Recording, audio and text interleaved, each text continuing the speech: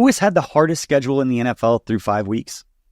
The same team that's lost its top 2 receivers and its starting running back to injuries already. That team also happens to be 5-0 and the 2-time defending Super Bowl champion Kansas City Chiefs. Let's talk about it.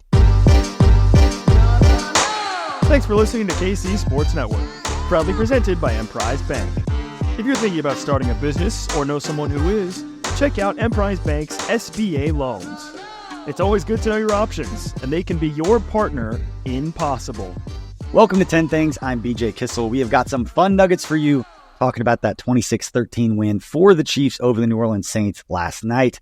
We got to thank our sponsor, Mission Taco Joint, soon rebranding to Session Tacos. More on that later. But if you're feeling tacos this week with playoff baseball, with the Chiefs doing what they're doing, go to Session Tacos, grab some good tacos. The guac is amazing. Tell them KCSN sent you. We'd appreciate it. We appreciate them not just for sponsoring this show, but being a part of the KCSN Foundation with our Feed It Forward program. You can find more information on that at givebutter.com/KCSN. Now, last night for all Kansas City sports fans was a whole lot of fun. That was a special night. This is the golden age of Kansas City sports in a lot of ways, with the success that the two biggest brands are having. Obviously, with the Chiefs doing what they're doing in the middle of this dynasty, and then the Royals making some noise like they are.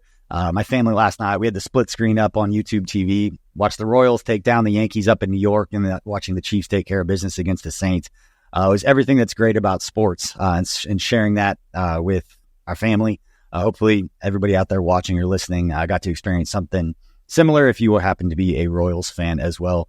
Wednesday and Thursday at the K should be a whole lot of fun. If you were lucky enough to experience this about a decade ago, last time the Royals made a run like this, there is something really, really special and different about playoff baseball, about being there in the moment, every pitch mattering.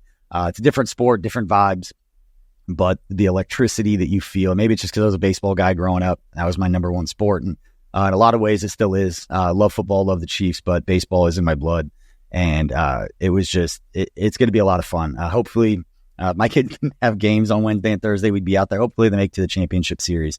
We'll get a chance to get out there. But let's get back to the Chiefs, what they were able to do last night at GEHA Field at Arrowhead Stadium. And it was a whole lot of fun to watch, again, the Chiefs start to look like the Chiefs that we've come to expect, especially offensively. And it's even more special with all the injuries that they're starting to click. And not that it was perfect, and we'll get through a lot of this, but it was a step in the right direction, I think, for an offense that we've been holding to a different standard. Despite the 5-0 start, we know this offense can be better, and we saw glimpses of that against the Saints. But appreciate the Chiefs communication team and the PR department for a lot of the great info in this show and their game notes. But let's get this thing started.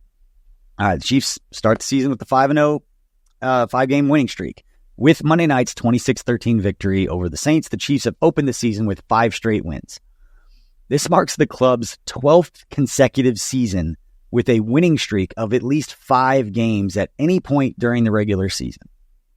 If you've listened to the show, I do this often. I will repeat that again for effect, because these are the things don't take from granted. It's the club's 12th consecutive season with a winning streak of at least 5 games at any point during the regular season. Since head coach Andy Reid's arrival in 2013, which changed the trajectory of this city. Shout out Clark Hunt for hopping on a plane, flying to Philly. We talked about it before. It changed the lives of so many people, and the trickle-down effect of Clark Hunt getting on that plane and saying, we're not letting you go to Arizona. We're not letting you go to San Diego to interview for those jobs. We're going to cut you off before you get there, and not letting him leave that airport hangar before he agreed to become the head coach of the Kansas City Chiefs. Changed the trajectory of so many different lives, and honestly, including ours and my family's life with KC Sports Network and everything that we have going on. The success of the team is absolutely a part of that. And I'm not lost upon those things. And that's how I feel about it. Hopefully you all do too. Let me know if you don't. You know, you would anyway. All right. But since head coach Andy Reid's arrival in 2013, the team has had winning streaks of 9 straight in 2013, 5 straight in 2014, 10 straight in 2015, 5 straight in 2016, 5 straight in 2017, 5 straight in 2018, 6 straight in 2019, 10 straight in 2020, 8 straight in 2021, 2 separate 5-game streaks in 2022, and a 6-game streak in 2023. And since the merger, no other NFL team has had more than 7 consecutive seasons with a 5-game winning streak. Say it again. Since the merger, it's like 1970 or before that. Long time ago. No other team has had more than 7 consecutive seasons with a 5-game winning streak. Indianapolis with Peyton Manning from 03 to 09, and San Francisco from 89 to 95 with Joe Montana. So, and Steve Young at the end of that, because Joe Montana came to Kansas City. So yeah, looking at the winning streak, sorry, I went through these notes before, but it's still hitting me how special this is. So most consecutive seasons with a 5-game winning streak. Chiefs have 12, which NFL record. Second place, tied for second, San Francisco and Indianapolis with 7. And then Miami and New England, 6. So that New England Patriots dynasty that's talked about with Tom Brady, absolutely all the Super Bowls, everything. From 2014 to 2019, they had 6 seasons with a 5-game winning streak within. The Chiefs have doubled that under Andy Reid. Absolutely special, absolutely bonkers. Love nuggets like that because it contextualizes big picture success and not overanalyzing, and we all do it. It's part of being a fan, but overanalyzing every little thing about every little game. That's how a lot of us fan and a lot of us follow the team and stay engaged with it. But sometimes it's important to step back and notice things like that when you talk about all that really matters is winning a game. There are a lot of Chiefs fans out there that have done it every year saying, hey, this is the reason that we're not going to win. It's special teams. It's fumbling punts. It's the offense not being there. It's injuries, whatever it is. The defense not making plays when they need to. They're getting it done and they're winning games, which is all that matters. And we're watching the team develop as they win because, as I think the motto they have internally this year is the formula. They absolutely have that formula to win football games. But so we go on to number 2. As Chiefs churn out first downs and yards, Kansas City recorded 28 first downs in Monday's game against the Saints. It's the 45th time the team has accomplished that feat since 1991, and it marks the first time since recording 31 first downs against the Chicago Bears back in September of last year that the offense had recorded 28 or more total first downs in a game.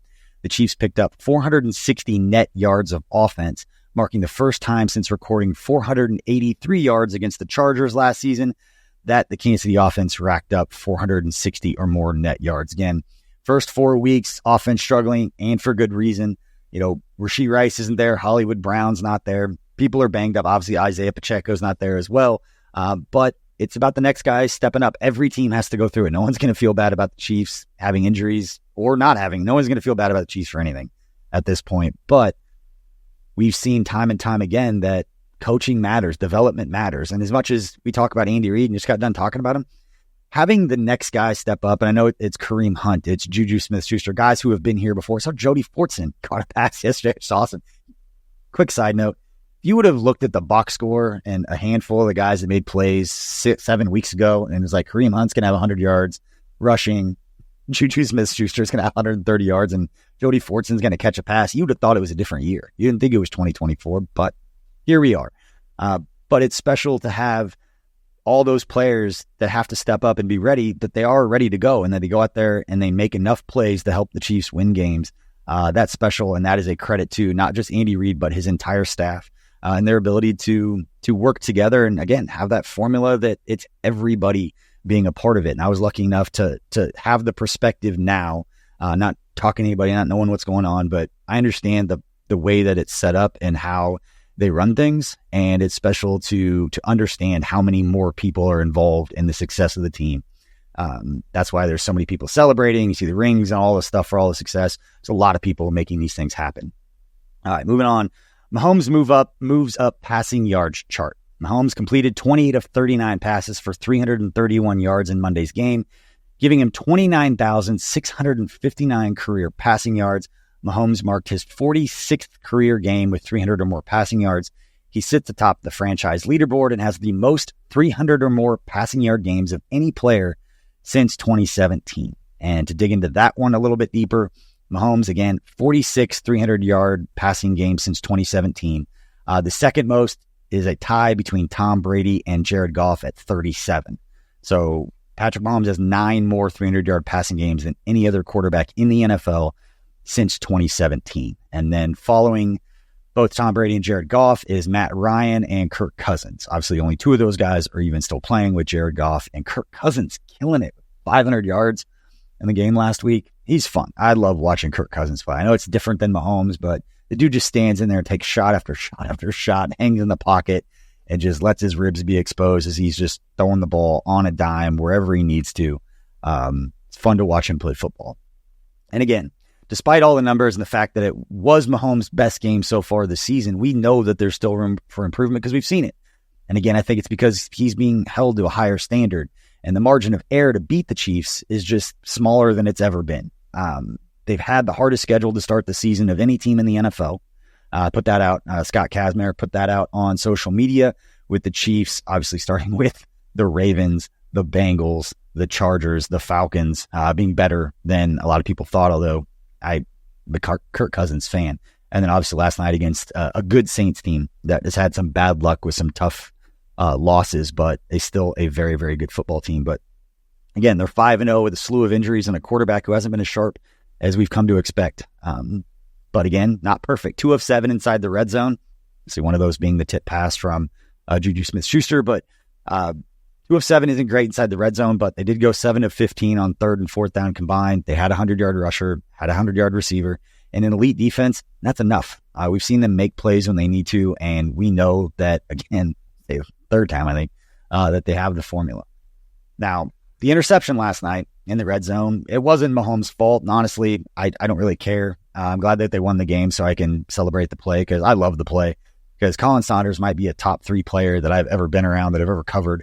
And some more context, I put a tweet out last night, I'll get to in a second, but I remember covering Colin Saunders at the Senior Bowl before the draft that year, and at that time, his significant other was pregnant, his daughter was being born, and he was down at the Senior Bowl before. I think he had flown back for the birth and then came back, and he was coming from Western Illinois. He was coming from a small school. I was familiar with him because he was a big dude that caught touchdowns and was as athletic as any defensive tackle in any recent draft, and had a huge personality. Loved talking to him. I remember talking to him about the Senior Bowl, and paraphrasing, because I don't remember the exact quote, but it was something to the effect of, he was at the Senior Bowl when his significant other was in the hospital with being pregnant with his first daughter, that it was about setting his family up, and that was his chance to really show and really give his family a chance to be in the position that he is today. So looking back on that conversation, seeing that Colin got a Super Bowl ring and he got paid,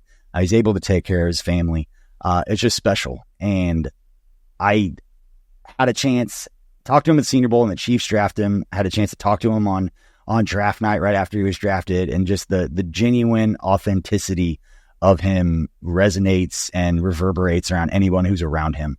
And I shared the story on Twitter or X last night that, a couple years ago, when Colin Saunders was still with the Chiefs, we do our holiday raffle for Operation Breakthrough. And we have a bunch of items, whether signed items or experiences, whatever they were, to give away. And Colin said that he would be happy to help with it and provide, going out to lunch with a Chiefs fan that won that prize. And so the prize was lunch with Colin Saunders.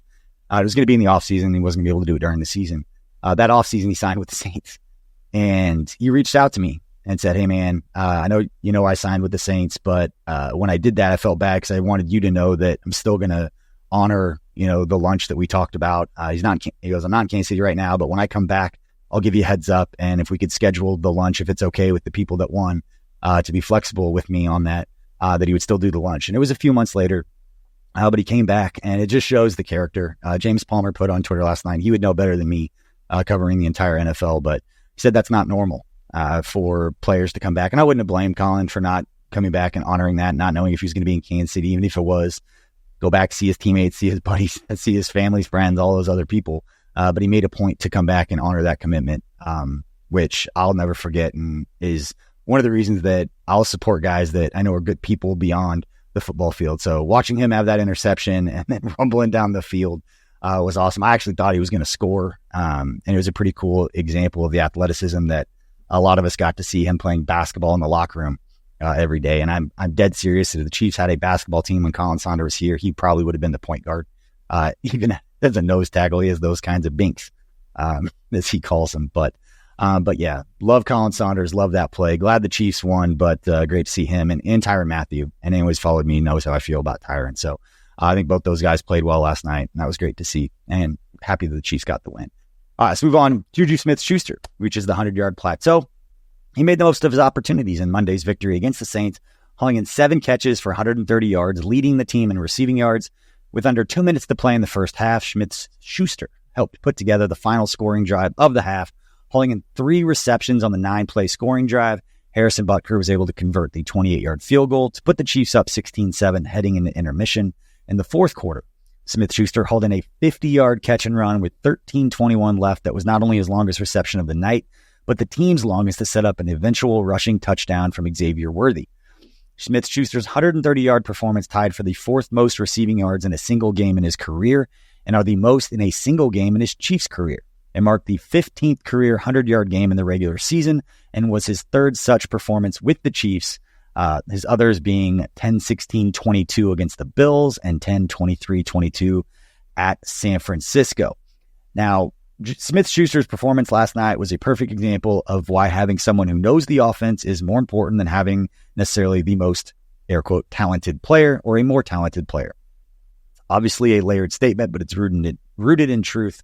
It was Juju's turn to step up, and he did. So a lot of the talk about whether it's Devontae Adams or DeAndre Hopkins, these guys that we don't know how, and I'm sure you could look it up and you could talk to them if they get all into it, but they're not familiar with Andy Reid's offense. Not saying that they can't pick it up, not saying that they can't have packaged plays where, hey, you've got 10 plays that you understand that we can put in if the Chiefs were to make a big trade for a wide receiver.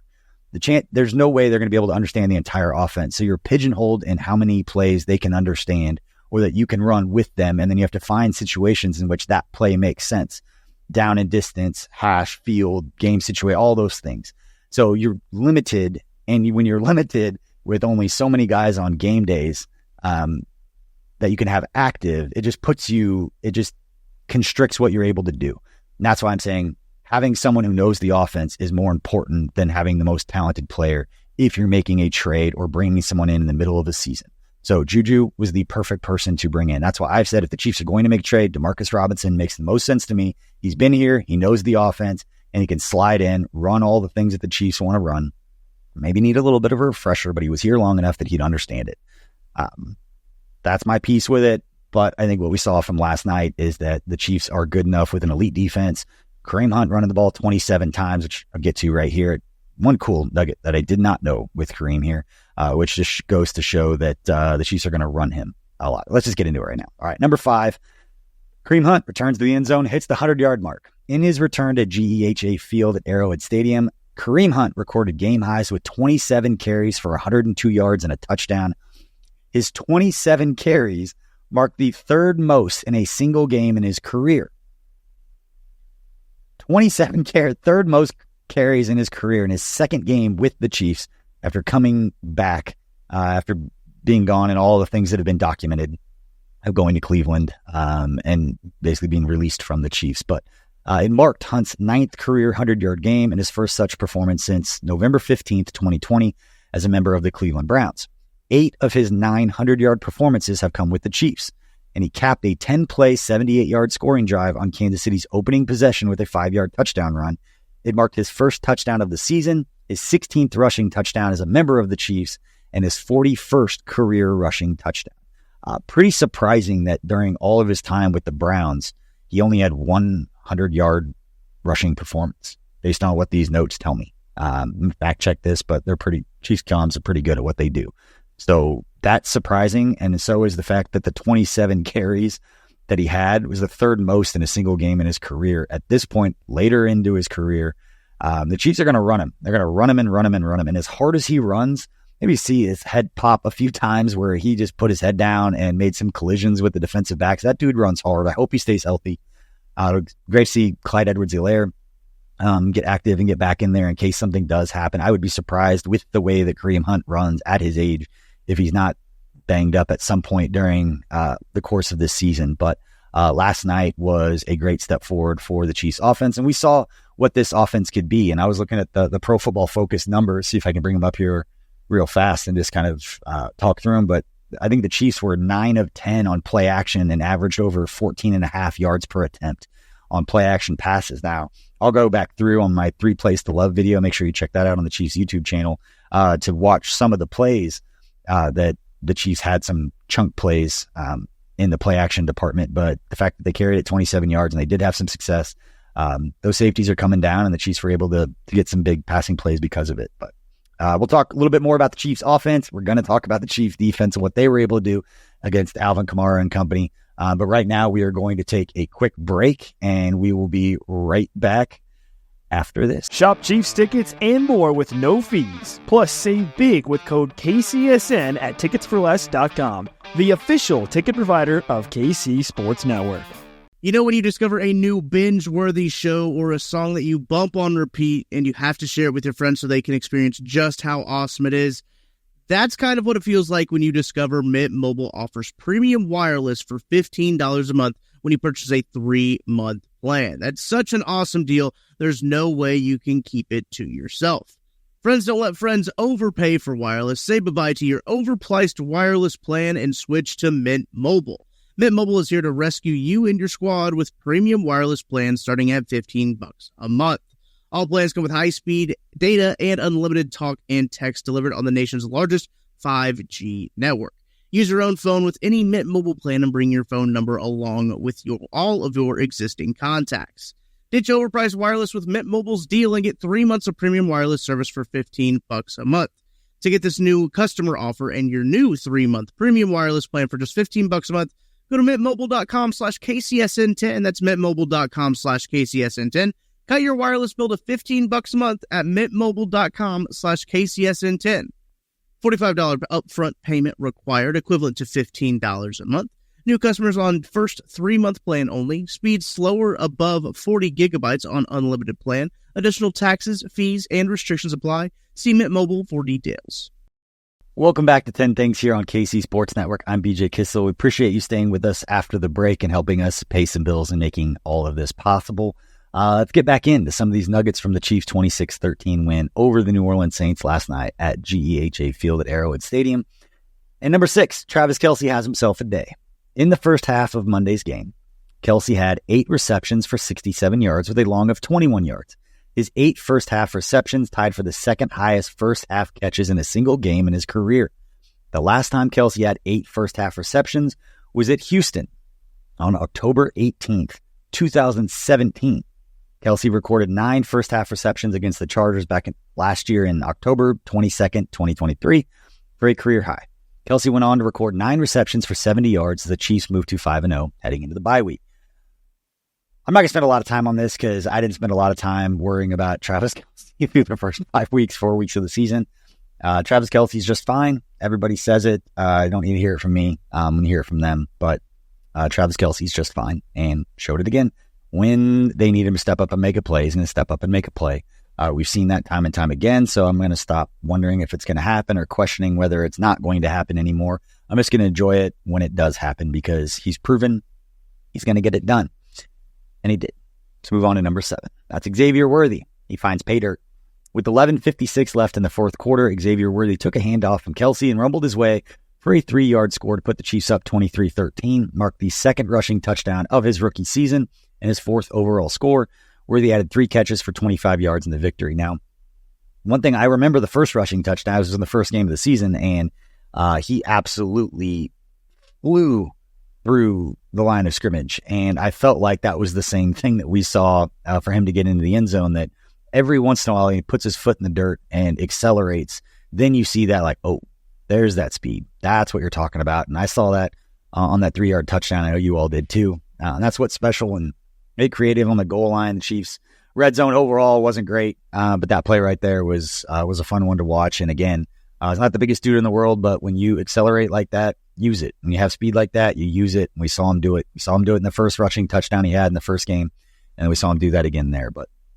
And when it comes to Xavier Worthy, I know there's been some talk on social media about it, and social media isn't always a complete reflection of the entire fan base and how they feel. But we've all seen the few plays, I'm assuming, that are watching this show, or listening, where Worthy was open down the field and we could have made a play. And a lot of, talk about Mahomes' start to the season.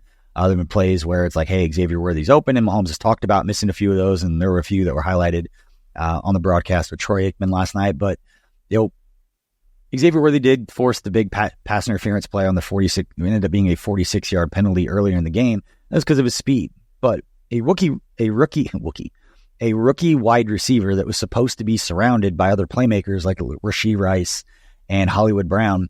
We don't know what the plan was going to be for him and how it may have changed with those injuries. Obviously, you would think he would get a few more targets, but it doesn't necessarily have to be the case. We saw Juju step up and make plays, and I believe James Palmer had put out that this was a couple weeks ago, expect Juju to take on more of a role once Rashee Rice got hurt than necessarily Worthy. They're different players, different skill sets, and you don't necessarily want to rush Xavier Worthy's development. They're using him a lot of different ways. Obviously, the goal line, the touchdown that we just talked about, using him out of the backfield, different ways in which he's lined up, different ways to get him the football.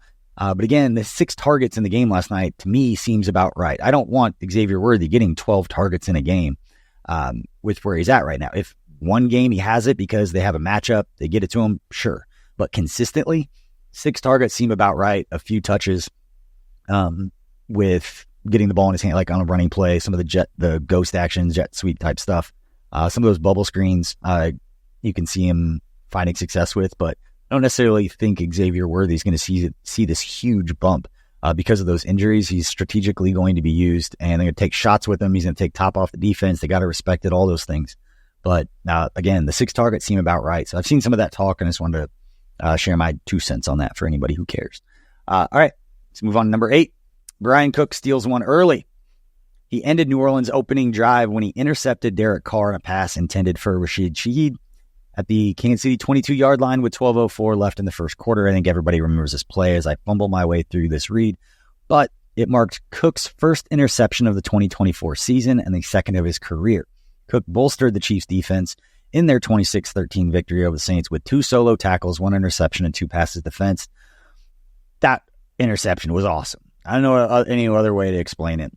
I wish he hadn't have been touched, and he was touched to be down by contact. Otherwise, it would have been a touchdown. Glad he wasn't out of bounds when he landed, but an incredibly athletic play going into the season. There were a lot of people that were Brian Cook coming back from injury felt like it was one of those storylines that wasn't discussed enough with everything else that was going on with the Chiefs, and then all the injuries never really led to that. But Brian Cook was a fun player in college. You see him starting to get comfortable coming back from that injury and making plays like he did yesterday. Just incredibly athletic play.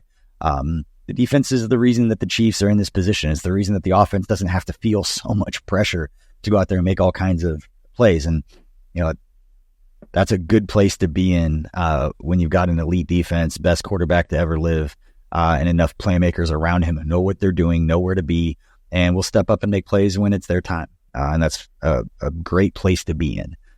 Speaking of a great place to be in, my favorite defensive player, one of my favorite defensive plays, was Nick Bolton.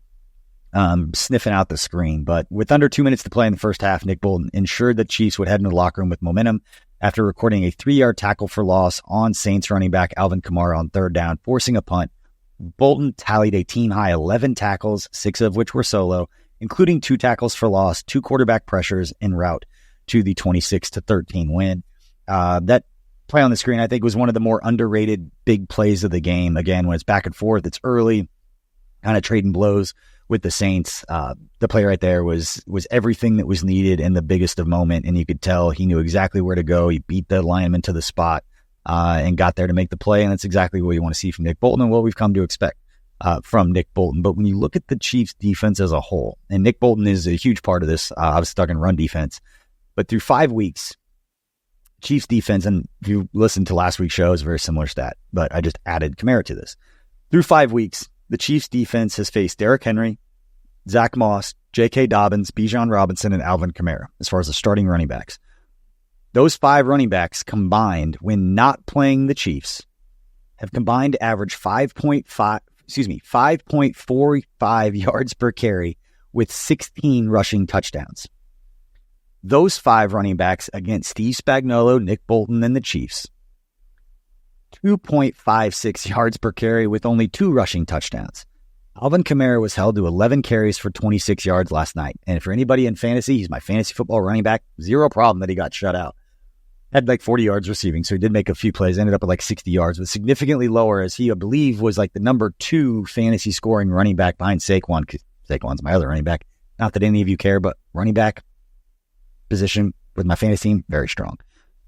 but not last night. And Saquon was on bye, so obviously I lost. But Alvin Kamara, Bijan, J.K. Dobbins, Zach Moss, Derrick Henry, 5.45 yards per carry when not facing the Chiefs, 2.56 yards per carry when facing the Chiefs. Another one of those stats. Phenomenal performance from the Chiefs defense. Stepped up when they needed, made all the plays, gave the offense a chance. Can't say enough about Spags and the defense, but Chris Jones also, looking at some of these PFF grades, Chris Jones finished the game with a 93.2 grade. And anybody who follows PFF grades, that's very good. He also had 9 pressures. I know at one point during the broadcast, and I thought Troy Aikman, and shouting out Troy Aikman a little bit, because generally feel like he's been negative towards the Chiefs, or a little bit more negative, especially towards Patrick Mahomes. I feel like he gave him his love last night. He was fair and called out some plays that he missed and talked about a few things, but in general, it felt like he waxed poetic a little bit more on Mahomes than we've seen in the past. But at one point, he was talking about how they thought Chris Jones was going to make a bigger impact, and maybe all these pressures came after that. Again, check out the video I'm going to record it. As soon as I'm done with this, I'm going to start the 3 plays to love video, doing a little bit of watching the film. And maybe all these pressures came late, but he made a comment about he expected Chris Jones to make more of an impact. Well, Chris Jones had 9 pressures, which in a single game is a lot. Even for Chris Jones, that's a lot. Chiefs finished with 26 pressures overall. But looking a little bit further at those PFF grades, the top 5 graded defensive players for the Chiefs, Chris Jones, Nick Bolton, George Karlaftis, Shamari Connor, and Turk Wharton. And we're going to go to Turk Wharton because in the third quarter, this is number 10. In the third quarter, Turk Wharton sacked Saints quarterback Derek Carr for a loss of 8 yards, forcing the Saints to punt on 4th and 20. This sack put Wharton at 8.5 career sacks and 1.5 sacks on the season. Overall, Wharton finished with 3 tackles, including 1 for loss and a quarterback pressure to go with the sack. As I read that, the fact that Turk Wharton only has 1.5 sacks this season is kind of surprising, just because of the amount of times that I've been watching a game, and maybe it's just because he steps up in a big moment, or executes in a big moment in the way that he's supposed to, or in a big moment, all of the pressure is on everyone else. Whatever the reason, it feels like Turk Wharton has made plays when it's counted, so I'm a little surprised he only has 1.5 sacks this season, but not sure he cares, because, again, getting it done, chasing another ring, but great job by him and company. Now, let me bring up the Chiefs' offensive grades. Top 5, according to Pro Football Focus, top 5 graded offensive players for the Chiefs in that game last night against the Saints: Joe Thuney, McCole Hardman, Juju Smith-Schuster, Travis Kelce, and Creed Humphrey. Those guys are all at the top. I was curious with Jawan Taylor, because he had another 2 penalties, that he was the 3rd lowest graded player for the Chiefs. And if there's anything I'd be super negative about, I know everybody's talked about it for a long time, but if there's anything I'm really worried about long-term, like hurting the Chiefs in these like 1-score games, which for the first time all season, Chiefs didn't win by less than 1 possession, or didn't win by a possession, won by more than a possession. Coffee. Brutal. Making me talk too fast. But Jawan Taylor's penalties, it's going to come back to bite him at some point in a key moment that they might not be able to overcome. And that's the one thing that I'm kind of concerned about. So I went and looked at the PFF grades, and the Jawan Taylor is not the most penalized tackle in the NFL. He's not even the 2nd most penalized tackle in the NFL, but he is the 3rd most penalized tackle in the NFL. And that's behind Laramie Tunsil with Houston. He actually has 12 penalties so far this season.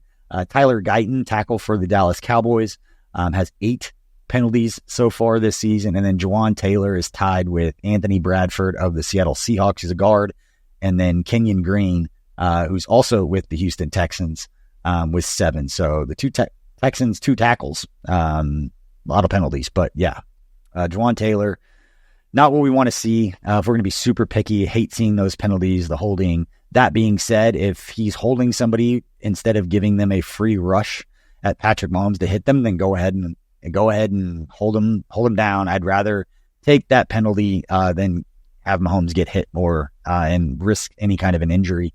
Kind of similar to like the Creed Humphrey hold. They showed it on the broadcast. They zoomed in and he was just kind of nodding his head. You could see him get beat and basically just like arm wrapped him. Wouldn't let the guy go. I think it was a running play, but just one of those plays. Sometimes you're just going to live with the holding call and not make it an even worse play.